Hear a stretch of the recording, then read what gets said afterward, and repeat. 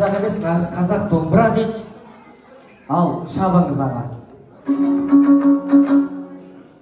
Алтын Нұрғиса болған екен біздің жерде Бөриса деген мықты кісі бар. Ол кісі жаңағы Әлқисаның күйін орындайтын кезде айтады екен, менің атым Бөриса, Нұрғисаның күйі Әлқиса, орындайтын Бөриса деп. Сол сияқты енді күйімді қайтан өзіме тартып алайын. Әлегі Нұрғисаның күйі Әлқиса, орындайтын тағы да сол баяғы Нұрғиса деп. Қабыл алыңыздар.